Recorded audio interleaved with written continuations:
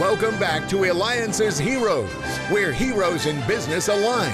To be part of our super community and find out more about Eliances, visit www.Eliances.com. Now, back to our super host, David Kogan, founder of Eliances. What an amazing day. I just get so motivated, and I certainly hope all of our listeners do too, because we find the secrets, we unlock the secrets to be able to live a better life, because that's what it's about, making each and every day count. I mean, we started with the author, the newsmaker, leadership story of honor and love, Tony Bridwell. You can reach him at tonybridwell.com. Later on in the show, we're going to have Joe Courtney, former famous NBA player for the Bulls, played with Michael Jordan, even started a movie with him, Space Jam. So let's get started on our next hero. And by the way, thank you, too, for the continued feedback that we get from having the co-founder of Priceline on. So again, you can check out our recordings at Eliances.com. That's Eliances.com. Well, let's talk about our next hero, because she really found her purpose in life. She's an editorial and portrait photographer. She is the owner of Das Foto Haus, and that's DASFOTOHAUS.com. And of course, we'll have the link on our website, Eliances.com. Claudia Johnstone. Now, Claudia, you have not done photography your whole career. You were in a different field to start with. What inspired you really to turn your hobby into your full-time career? Tell us about that path. Yeah, so what happened was that I was doing photography for a long time, but more so as a hobbyist. But really there was one image in particular that sparked my interest in doing this on a professional level, which was a photo I took of my dog, Dutch. Unfortunately, he's passed away since, but it really just sparked something so paramount in me that I thought that I needed to do this, to share this with other people as well. Basically, you know, just sharing the love that you have for your animal and the love that your animal gives you back. That was really what sparked it. That was my why, if you want to call it that. But that's pretty scary of taking something, because most people really don't. They would have the passion and would want to do it, but Right. taking something that's a hobby, because a hobby is what people enjoy really doing the most, usually more than work, right? That's why they call it a hobby. Right. And yet you turned your hobby into work. That's a scary jump. It absolutely is. And what happened was, after, in 2009 is kind of when that happened with the photo that I took, and where I really found the confidence of pursuing photography as a hobbyist even more. But then what happened in 2012, the company that I worked for, they went bankrupt. So I was at a crossroad really, and having to decide on what I wanted to do with my life. And I've got quite of an eclectic resume, I guess you could say, a variety of jobs. And I've got a degree in architecture. So I was looking into that, but really I realized that I would have to put a lot of effort, amount of time, and money into pursuing that here in the U.S. because my degree is from Germany. So, being at that point in my life, I realized I want to do this. I want to try and go in the direction of photography, give it a shot, literally, no pun intended. And that's what I did. And, I haven't looked back, and I've done a variety of things. Started off with just school photography, and then assisting a commercial photographer, a portrait photographer. And all of this has led me to where I am today. I've taken workshops, classes, and I'm not looking back.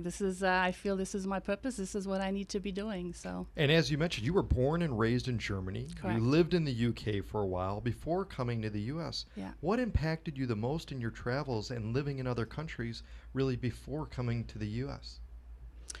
What impacted me the most, I love different cultures. I love to experience them. And I think traveling obviously is one of them. If you go on vacation somewhere, that's wonderful. But if you're immersed in the culture and in the country and in the workplaces, if you get a chance to work there, it adds so much more to it. And I was very fortunate to do that in the UK in particular. So, yeah, and I feel that it helps you to be an open-minded person as well, being able to travel. And we're talking with Claudia Johnstone. You can reach her at dasfotohaus.com, DASFOTOHAUS.com. Of course, we'll also have the link on our website because you're listening to me, David Kogan, host of the Eliances Heroes radio show. Be a hero, go to where entrepreneurs align, be part of the community, Eliances.com. That's Eliances.com.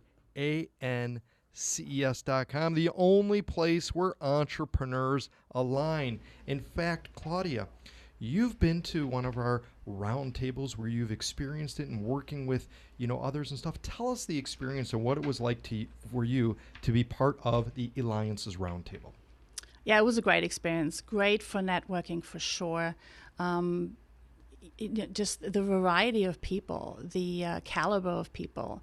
I was very impressed, I must say. And I've met, excuse me, a few people there that I'm still in contact with. And I've very much treasured those connections that I've made.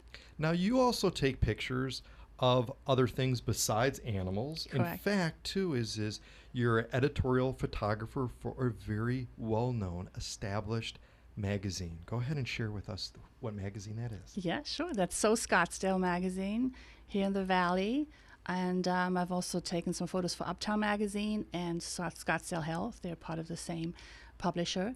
And but mainly So Scottsdale, and obviously that's how I met you, David. I know, you know what? And you take some phenomenal photos. In fact, you took a photo of a very famous celebrity radio host, didn't you? I sure did. Who was that? It was you, David. That's fantastic. And the shot that you took and that wound up in So Scottsdale magazine, absolutely amazing. The way in which you're able to capture, I think that is, well, really is the secret. But share with us some secrets of really being able to be the difference between being an amateur photographer and a professional photographer. The difference. Well, I think the main thing is that you have the passion, that you have the creative eye. I mean, the technical aspects is something that you can learn. You can definitely learn, and you can obviously learn the creative aspect too. But yeah, the difference, I guess, is just that it takes time. It takes time to develop the skills, and I don't think anyone is ever done with developing the skills. And I'm not sure who the photographer was, but as far as like, what's your best picture? It's the next one. You just really have to have that drive to continuously do the best that you can. And I loved having to do that editorial shot of you because, capturing your energy. And, you remember, I mean, we tried the different setups, but then coming to that final one, and I call this like an environmental portrait, to capture your why, to capture who you are, and to tell your story with an image. That's what I strive to do. And I think that is so unique for a photographer to be able to do, right? Find that one shot, for example, that's going to go in the magazine, right, out of all of these ones that you're taking, because I don't know how many, 100 plus maybe photos and stuff, and all the different angles and different setups, and then being able to pull it, because, boy, to be able to capture that one that's going to go in. Yeah, it's definitely a process, and I'm quite a perfectionist, so and I try to do different setups, and I think I remember specifically on that setup that I was like, okay, this is going to be probably the one. Now let me ask you, you're really good at having, and I like call it, your subjects be comfortable and stuff like that. What can you share with us? Some of the information of how you go about doing that, because I think you have a special skill for that. You really do. Well, thank you for saying that. I appreciate that, David. I think it's just trying to be yourself, trying to be comfortable, strike a conversation. I usually try to talk to the people beforehand on the phone, get to know them a little bit, and obviously just doing regular headshots too. I do that as well, not just for the editorial work, but just trying to be at ease. And also sometimes it's the in-between shots that are the best shots, that are the most natural ones. If I have them laughing off to the side or coming out of a fake smile, I call it fake smile, but obviously you're sitting there trying to smile the entire time. It's hard to do. So I usually have them loosen up, try to tell some jokes. Can you share with us a secret? Here's the thing is now everybody's got, the phones that take pictures and stuff, and it doesn't compare at all, certainly, to the pictures you take and the professional photography equipment you have. But since many people do have those photo phones, right, that they're able to do, maybe one or two secrets of how they can capture the best shot. How they can capture the best shot. Well, I would not go, try to avoid going straight onto the camera. As far as lighting is concerned, try to best, easiest with the phone because you don't have the lighting set up and stuff. I would go into the shade, have the light source, behind you, and then photograph somebody in that direction. So the photographer basically has the light source behind him, and even just watching the light as it changes, looking for reflections of buildings to get that catch light in the eyes. So just be very observant and then try to find the best lighting. But that's one of the tricks, really. Fantastic. Well, Claudia, you bring out the best in people and animals and capture their true essence and authenticity. That's a hero, Claudia Johnstone. You could reach her at dasfotohaus.com, DASFOTOHAUS.com. And this is David Kogan with Eliances, and thank you to our famous radio producer, Glue, with LoopyDocs.com.